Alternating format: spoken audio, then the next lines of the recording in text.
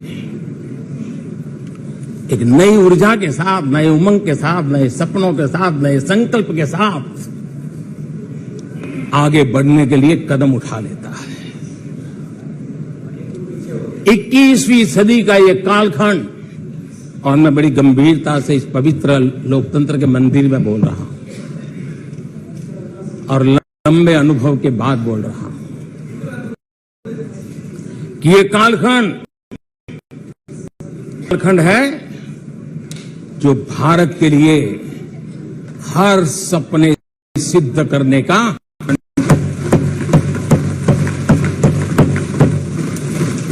और हम सब ऐसे टाइम पीरियड में हैं, चाहे हम हैं चाहे आप हैं, देश के कोटि कोटि जन है, ये टाइम पीरियड बहुत अहम है, बड़ा महत्वपूर्ण है बदलते हुए विश्व में। और मैं इन शब्दों को भी बड़े विश्वास से कहना चाहता हूं कि ये कालखंड जो घड़ेगा उसका प्रभाव इस देश पर आने वाले 1000 साल तक रहने वाला है। 140 करोड़ देशवासियों का पुरुषार्थ इस कालखंड में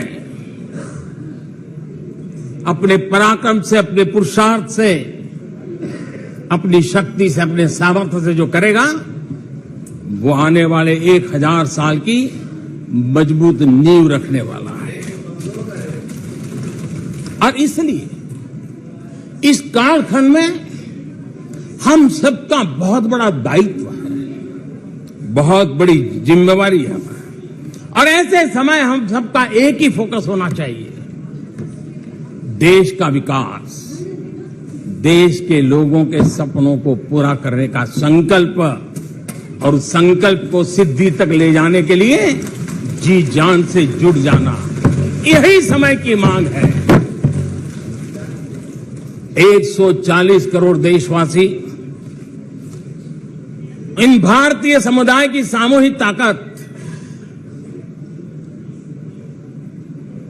हमें उस ऊंचाई पर पहुंचा सकती है।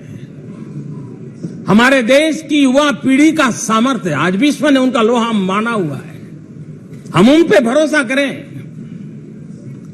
ये हमारी युवा पीढ़ी भी जो सपने देख रही है, वो सपनों को संकल्प के साथ सिद्धि तक पहुंचाने का सामर्थ्य रखती हैं। और इसलिए आदरणीय अध्यक्ष जी, वर्ल्ड हेल्थ ऑर्गेनाइजेशन ने कहा है कि जल जीवन मिशन के जरिए भारत में 4 लाख लोगों की जान बच रही है। ये 4 लाख कौन है? मेरे गरीब, पीड़ित, शोषित, वंचित परिवारों के मेरे स्वजन है, हमारे परिवार के निचले तबके में जिंदगी गुजारने के लिए जो मजबूर हुए उनके जन हैं। ऐसे 4 लाख लोगों की जान बचने की बात WHO कह रहा है। माननीय अध्यक्ष जी, WHO स्वच्छ भारत अभियान का एनालिसिस करके के कहता है कि स्वच्छ भारत अभियान से 3 लाख लोगों को मरने से बचाया गया है। अध्यक्ष जी, भारत स्वच्छ होता है, 3 लाख लोगों की जिंदगी बचती है। 3 लाख है कौन? वही झुग्गी झोपड़ी में जिंदगी जीने के लिए जो मजबूर है, जिनके लिए अनेक कठिनाइयों से गुजारा करना पड़ता है। मेरे गरीब परिवार के लोग, शहरों की बस्तियों में गुजारा करने वाले लोग, गांव में जीने वाले लोग हैं, और वंचित तबके के लोग हैं जिनकी जान बची है। यूनिसेफ ने क्या कहा है? यूनिसेफ ने कहा है कि स्वच्छ भारत अभियान के कारण हर साल गरीबों के 50,000 रुपये बच रहे हैं। ये लेकिन भारत की इन उपलब्धियों से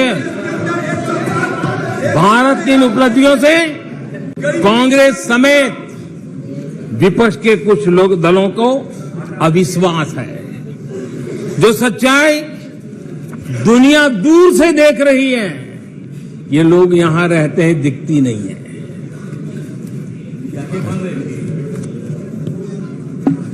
आदरणीय अध्यक्ष जी, अविश्वास और घमंड इनकी रगों में रस बस गया है।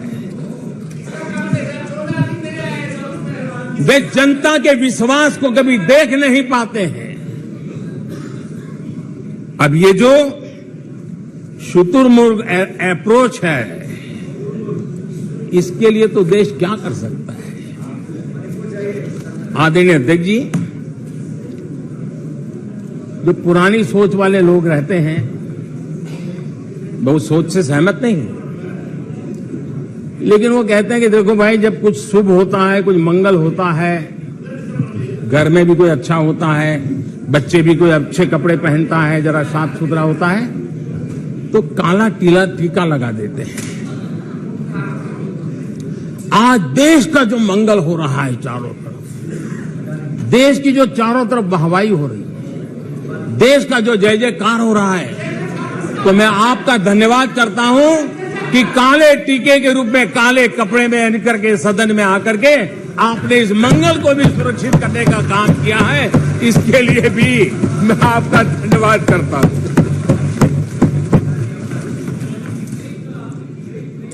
आदरणीय अध्यक्ष जी, इनसे भी हमारे विपक्ष के साथियों ने जी भर करके, डिक्शनरी खोल खोल करके जितने अपशब्द मिलते हैं ले आए, जितने अपशब्दों का उपयोग कर सकते हैं भरपूर, पता नहीं कहां कहां से ले आते हैं। लेकिन अच्छा है, थोड़ा मन का गुबार उनका निकल गया होगा, थोड़ा मन हल्का हुआ होगा, इतने अपशब्द बोल दिए हैं तो। और वैसे तो लोग मुझे दिन रात कोसते रहते हैं, उनकी ये फितरत है। और उनके लिए तो सबसे प्रिय नारा क्या है? मोदी तेरी कब्र खुदेगी। मोदी तेरी कब्र खुदेगी, मोदी तेरी कब्र खुदेगी, ये इनकी पसंदीदा नारा है। लेकिन मेरे लिए इनकी ये गालियां, ये अपशब्द, ये अलोकतांत्रिक भाषा, मैं उसका भी टॉनिक बना देता हूं।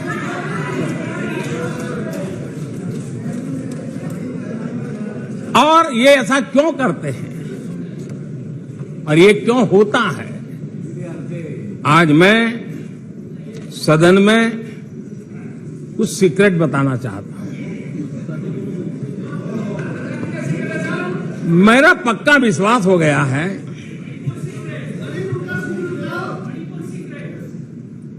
कि विपक्ष के लोगों को एक सीक्रेट वरदान मिला हुआ है। हाँ,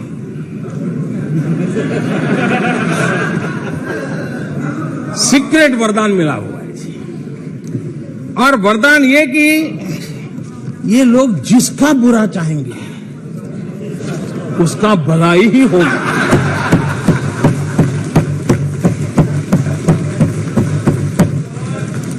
एक उदाहरण तो आप देखिए, मौजूद है। 20 साल हो गए, क्या कुछ नहीं हुआ, क्या कुछ नहीं किया गया, लेकिन भलाई होता गया। तो आपको बड़ा सीक्रेट वरदान है जी। और मैं 3 उदाहरण से ये सीक्रेट वरदान को सिद्ध कर सकता हूं जी। आपको ध्यान होगा कि इन लोगों ने कहा था बैंकिंग सेक्टर के लिए, बैंकिंग सेक्टर डूब जाएगा, बैंकिंग सेक्टर तबाह हो जाएगा, देश खत्म हो जाएगा, देश बर्बाद हो जाएगा, न जाने क्या क्या कहा था। और बड़े बड़े विद्वानों को विदेशों से ले आते थे, उनसे कहलवाते थे, ताकि उनकी बात कोई न माने तो शायद उनकी मान ले। हमारे बैंकों की सेहत को लेकर के भांति भांति की निराशा, अफवाह फैलाने का काम इन्होंने पुरजोश किया। और जब इन्होंने बुरा चाहा बैंकों का, तो हुआ क्या? हमारी public sector banks net profit 2 गुने से ज्यादा हो गया। इन लोगों ने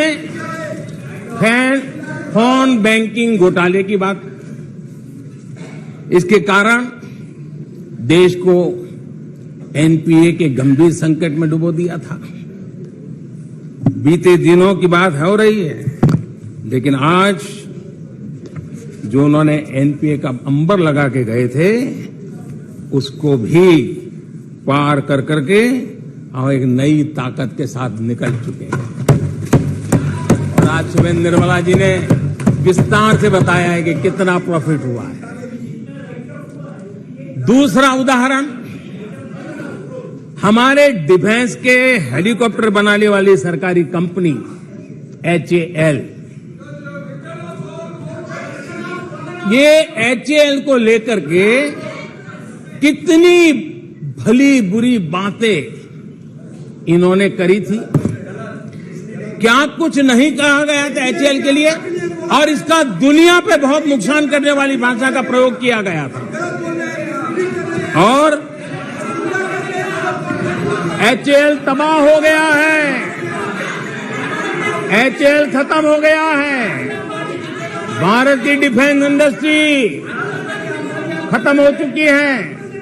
ऐसा न जाने क्या क्या कहा गया था HAL के लिए। इतना ही नहीं, जैसे आजकल खेतों में जाकर के वीडियो शूट होता है,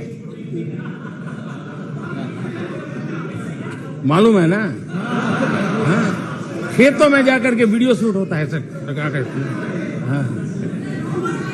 वैसा ही उस समय HAL फैक्ट्री के दरवाजे पर मजदूरों की सभा करके वीडियो शूट करवाया गया था और वहां के कामगारों को भड़काया गया था। अब तुम्हारा कोई भविष्य नहीं है, तुम्हारे बच्चे मरेंगे, भूखे मरेंगे, HAL डूब रहा है।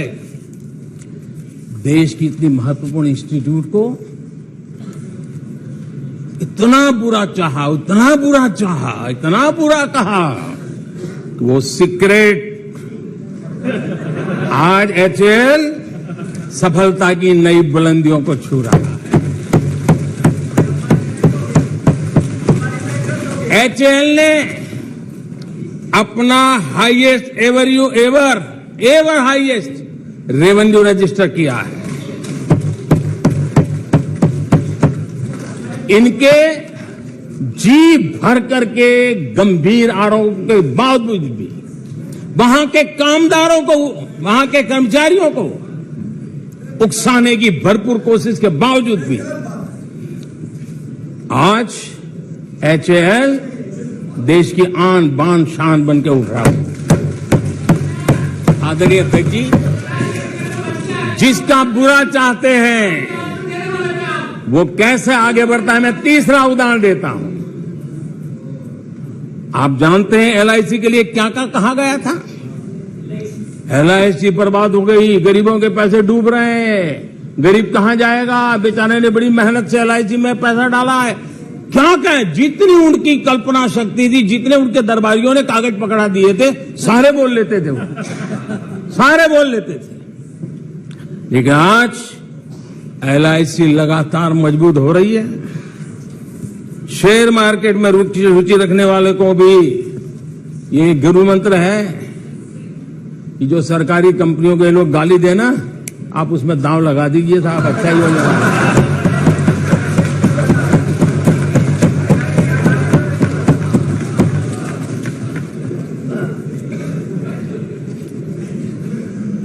आदरणीय अध्यक्ष जी, ये लोग देश की जिन संस्थाओं की मृत्यु की घोषणा करते हैं, उन संस्थाओं का भाग्य चमक जाता है। और मुझे विश्वास है कि ये जैसे देश को कोसते हैं, लोकतंत्र को कोसते हैं, मेरा पक्का विश्वास है देश भी मजबूत होने वाला है, लोकतंत्र भी मजबूत होने वाला है, और हम तो होने ही वाले हैं। आदरणीय अध्यक्ष जी, ये वो लोग हैं जिन्हें देश के सामर्थ्य पर विश्वास नहीं। इन लोगों को देश के परिश्रम पर विश्वास नहीं है, देश के पराक्रम पर विश्वास नहीं है।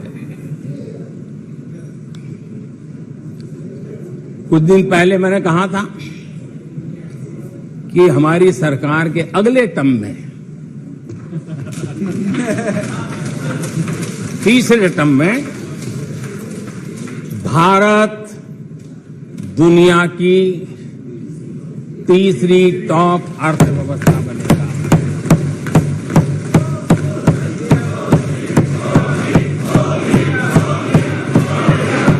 आदरणीय अध्यक्ष जी, आदरणीय अध्यक्ष जी, अब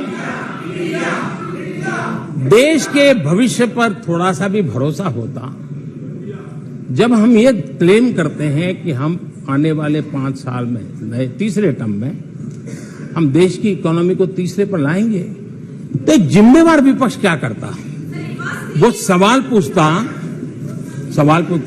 अच्छा भाई बताओ, निर्मला जी बताओ कैसे करने वाले हो, अच्छा मोदी जी बताओ कैसे करने वाले हो, आपका रोड मैप बताओ। ऐसा करते। अब ये भी मुझे सिखाना पड़ रहा है। लेकिन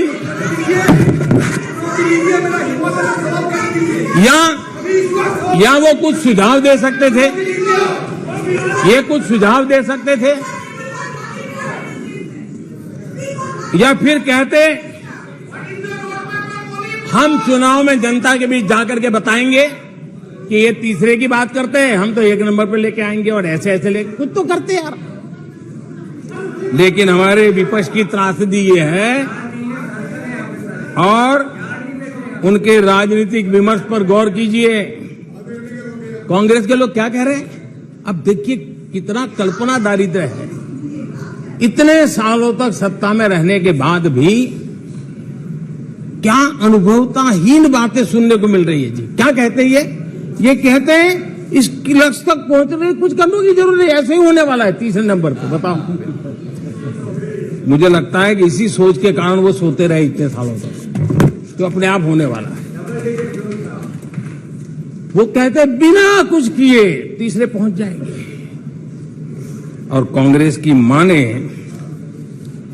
अगर सब कुछ अपने आप ही हो जाने वाला है, इसका मतलब है कांग्रेस के पास न नीति है, न नियत है, न विजन है, न वैश्विक अर्थव्यवस्था की समझ है, और न ही भारत के अर्थ जगत के ताकत का पता है। और इसलिए सोए सोए जब हो जाएगा, यही एक आदरणीय अध्यक्ष जी, यह वजह है कि कांग्रेस के शासन में भारत गरीबी और गरीबी को बढ़ाता गया।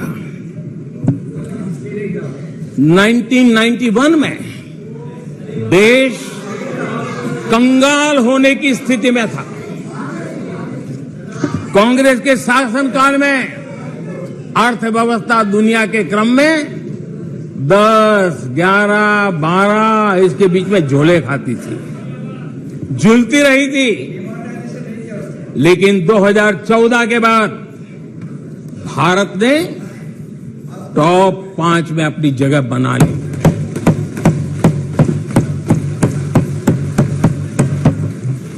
कांग्रेस के लोगों को लगता होगा कि इसको जादू से लकड़ी से हुआ है, लेकिन मैं आज सदन को बताना चाहता हूं माननीय अध्यक्ष, रिफॉर्म, परफॉर्म एंड ट्रांसफॉर्म एक निश्चित आयोजन, प्लानिंग और कठोर परिश्रम की पराकाष्ठा, और इसी की वजह से आज देश इस मुकाम पर पहुंचा है। और ये प्लानिंग और परिश्रम की निरंतरता बनी रहेगी। आवश्यकता अनुसार उसमें नए रिफॉर्म होंगे, और परफॉर्मेंस के लिए पूरी तरह ताकत को लगाया जाएगा और परिणाम ये होगी कि हम तीसरे नंबर पर पहुंच के रहेंगे। आदरणीय अध्यक्ष जी, देश का विश्वास मैं शब्दों में भी प्रकट करना चाहता हूं और देश का विश्वास है कि 2028 में आप जब अविश्वास प्रस्ताव लेके आएंगे तब ये देश पहले 3 में होगा। ये देश का विश्वास है।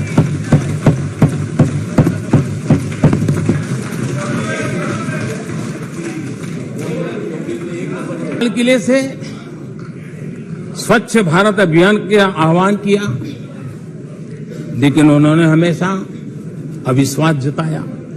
कैसे हो सकता है? तो गांधी जी भी आके गए, करके कह के गए, क्या हुआ? अब स्वच्छता कैसे हो सकती है? अविश्वास से भरी हुई इनकी सोच है। हमने मां बेटी को खुले में शौच से मुक्त करने के लिए, उस मजबूरी से मुक्त होने के लिए शौचालय जैसी जरूरत पे जोर दिया और तब ये कह रहे हैं क्या लाल किले से ऐसे विषय बोले जाते हैं क्या? क्या ये देश की प्राथमिकता होती है क्या? हमने जब जनधन खाते खोलने की बात की तब भी यही बात निराशा की। क्या होता है जनधन खाता? उनके हाथ में पैसे कहां है? उनका जेब में क्या पड़ा है? क्या लेके आएंगे? क्या करेंगे? हमने योग की बात की, हमने आयुर्वेद की बात की। हिंदुस्तान के मोबाइल चलाना भी नहीं आता है। हिंदुस्तान के लोग कहां से डिजिटल करेंगे? आज डिजिटल इंडिया देश आगे है।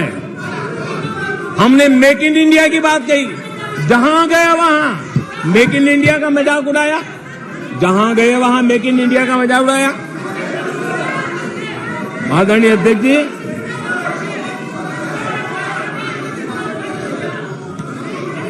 कांग्रेस पार्टी और उनके दोस्तों का इतिहास रहा है कि उन्हें भारत पर, भारत के सामर्थ्य पर कभी भी भरोसा नहीं रहा है। भाषण पूरा नहीं हुआ प्लीज अध्यक्ष जी। और ये विश्वास किस पर करते थे? मैं जरा आज सदन को याद दिलाना चाहता हूं। पाकिस्तान सीमा पर हमले करता था, हमारे यहां आए दिन आतंकवादी भेजा जाता था और उसके बाद पाकिस्तान हाथ ऊपर करके मुकर जाता था, भाग जाता था, बोले हमारी तो कोई जिम्मेवारी नहीं है, कोई जिम्मा लेने को तैयार नहीं होता था। और इनका पाकिस्तान से ऐसा प्रेम था कि वो तुरंत पाकिस्तान की बातों पर विश्वास कर लेते थे। पाकिस्तान कहता था कि आतंकी हमले होते रहेंगे और बातचीत भी होती रहेगी। इन्हें यहां तक कहते हुए पाकिस्तान कह रहा है तो सही कहता होगा, ये इनकी सोच रही है। कश्मीर आतंकवाद की आग में दिन रात सुलग रहा था, जलता था, लेकिन कांग्रेस सरकार का काम कश्मीर के आम नागरिकों पर विश्वास नहीं था। वे विश्वास करते थे हुर्रियत पर, वे विश्वास करते थे अलगवादियों के पर, वे विश्वास उन लोगों पर करते थे जो पाकिस्तान का झंडा लेकर के चलते थे। भारत ने आतंकवाद पर सर्जिकल स्ट्राइक किया, भारत ने एयर स्ट्राइक किया। इनको भारत की सेना पर भरोसा नहीं था, उनको दुश्मन के दावों पर भरोसा था। ये इनकी प्रवृत्ति थी।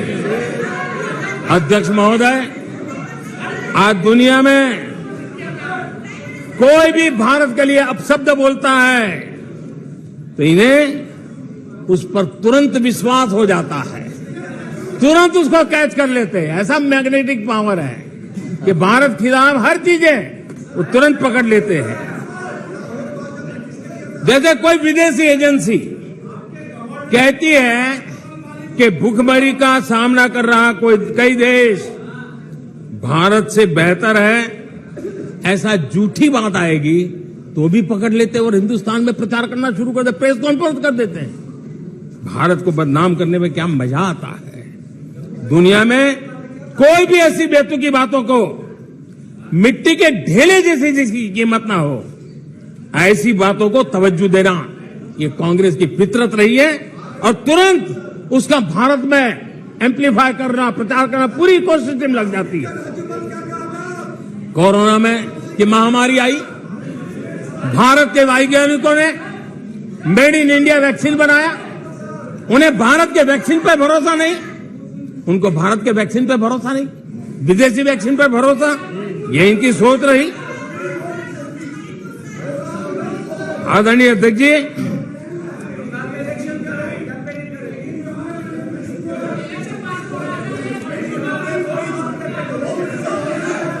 देश के कोटि कोटि नागरिकों ने भारत के वैक्सीन पर विश्वास जताया।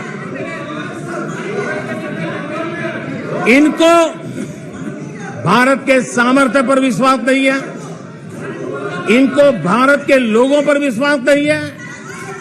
लेकिन इस सदन को मैं बताना चाहता हूं, इस देश का भी, भारत के लोगों का कांग्रेस के प्रति नो कॉन्फिडेंस का भाव बहुत गहरा है।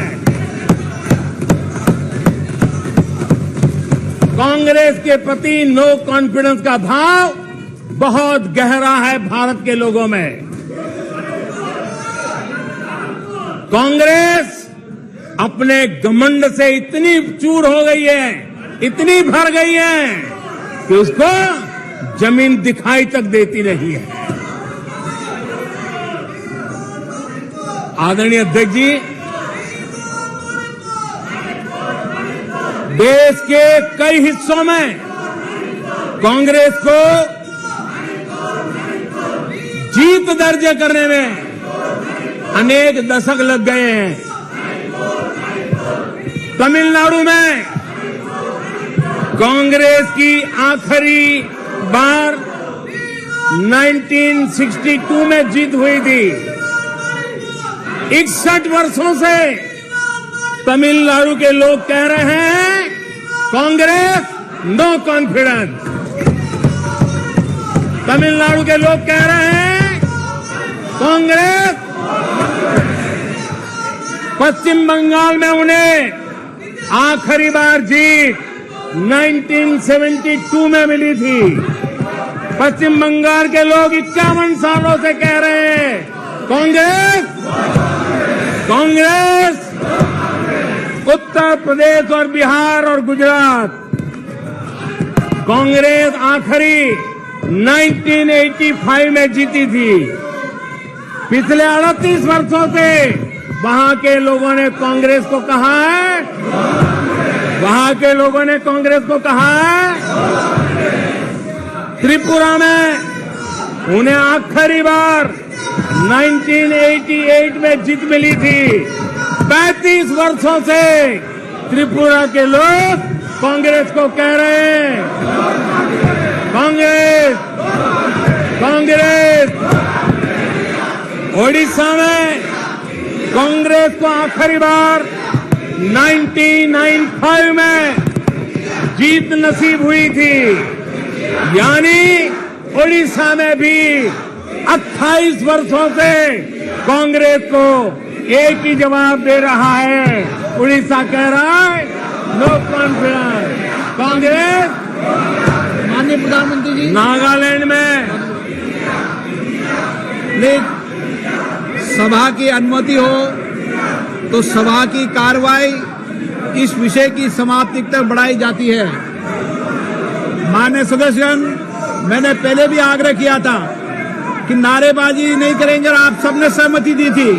नारेबाजी नहीं करेंगे, न इधर से करेंगे न उधर से करेंगे, नहीं करेंगे दोनों तरफ से नारेबाजी। दो, इधर से भी नहीं करेंगे उधर से भी नारेबाजी। प्लीज, आपने खुद ने व्यवस्था दी थी नारेबाजी नहीं करेंगे सदन में, नहीं करना है, किधर से भी नहीं करेंगे। माननीय प्रधानमंत्री जी,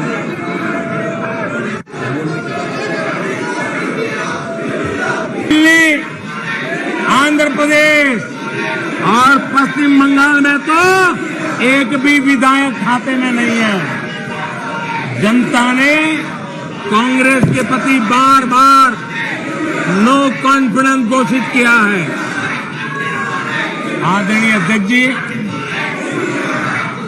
मैं आज इस मौके पर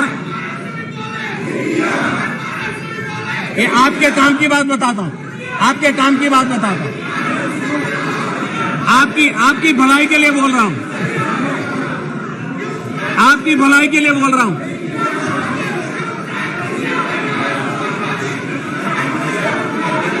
आप थक जाएंगे, आप लोग थक जाएंगे। मैं आपकी भलाई की बात बताता हूं। मैं आज इस मौके पर हमारे विपक्ष के साथियों के प्रति अपनी संवेदना भी व्यक्त करना चाहता हूं। कुछ ही दिन पहले बेंगलुरु में आपने मिलजुल कर करीब करीब 1.5-2 दशक पुराने यूपीए का क्रियाकर्म किया है, उसका अंतिम संस्कार किया है। लोकतांत्रिक व्यवहार के मुताबिक मुझे तभी आपको सहानुभूति जरूर व्यक्त करनी चाहिए थी, संवेदना व्यक्त करनी चाहिए थी, लेकिन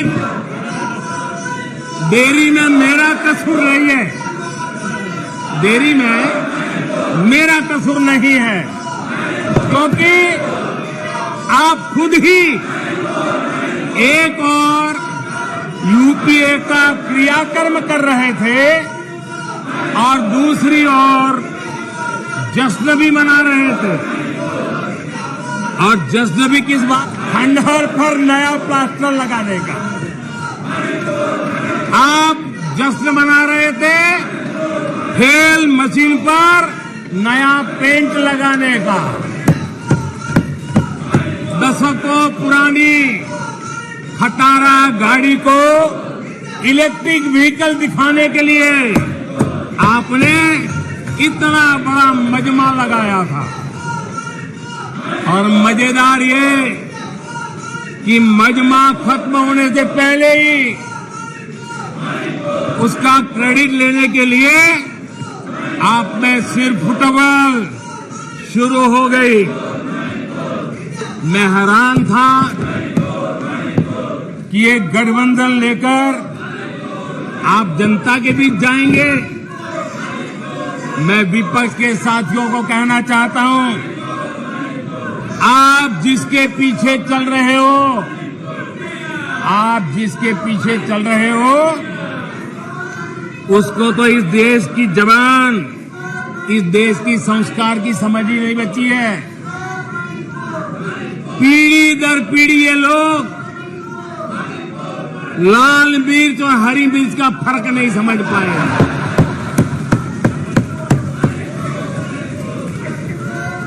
लेकिन आप में से कई साथियों को मैं जानता हूं। आप सबको भारतीय मानस को जानने वाले लोग हैं। आप लोग भारत के मिजाज को पहचानने वाले लोग हैं। वेश बदलकर धोखा देने की कोशिश करने वालों की हकीकत सामने आ ही जाती है। जिन्हें सिर्फ नाम का सहारा है, जिन्हें सिर्फ नाम का सहारा है, उन्हीं के लिए कहा गया है, दूर युद्ध से भागते, दूर युद्ध से भागते, नाम रखा रणधीर। दूर युद्ध से भागते, नाम रखा रणधीर। भाग्य चंद की आज तक, भाग्य चंद की आज तक सोई है तकदीर। भाग्य चंद की आज तक सोई है तकदीर। आदरणीय अध्यक्ष जी, इनकी मुसीबत ऐसी है कि खुद को जिंदा रखने के लिए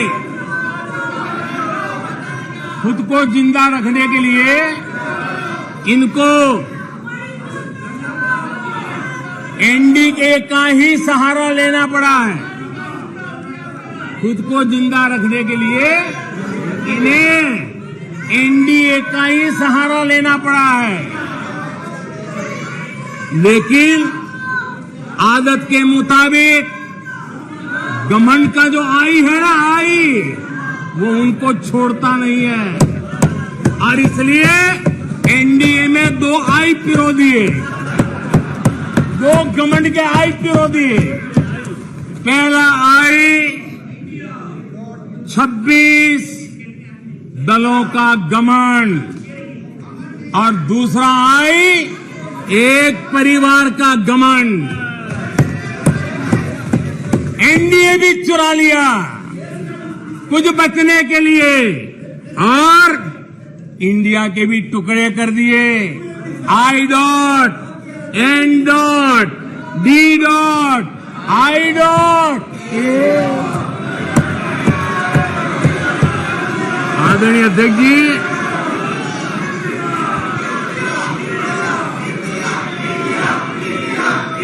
जरा हमारे डीएमके के भाई सुन ले, जरा कांग्रेस के लोग भी सुन ले।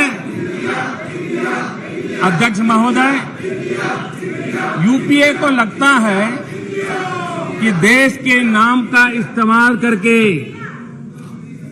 अपनी विश्वसनीयता बढ़ाई जा सकती है,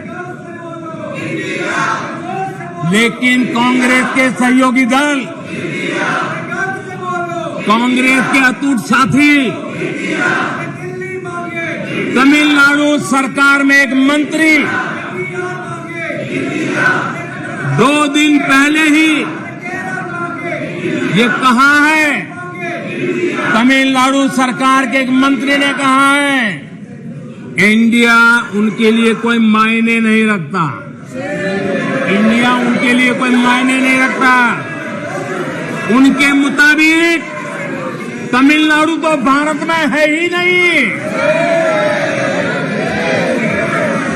आदरणीय अध्यक्ष जी, आज मैं गर्व के साथ कहना चाहता हूं, तमिलनाडु वो प्रदेश है जहां हमेशा देशभक्ति की धाराएं निकली है। तमिलनाडु वो प्रदेश है जहां हमेशा देशभक्ति की धाराएं निकली है।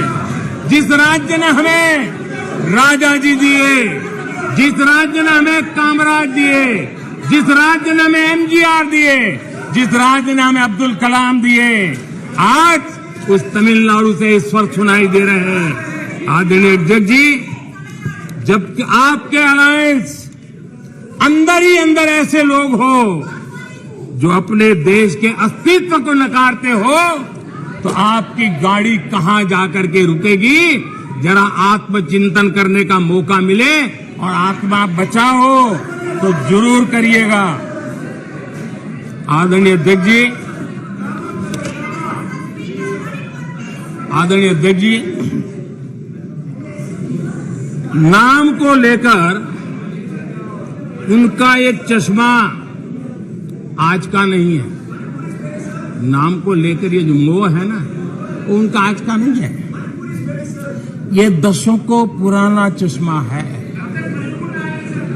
इन्हें लगता है कि नाम बदलकर देश पर राज कर लेंगे।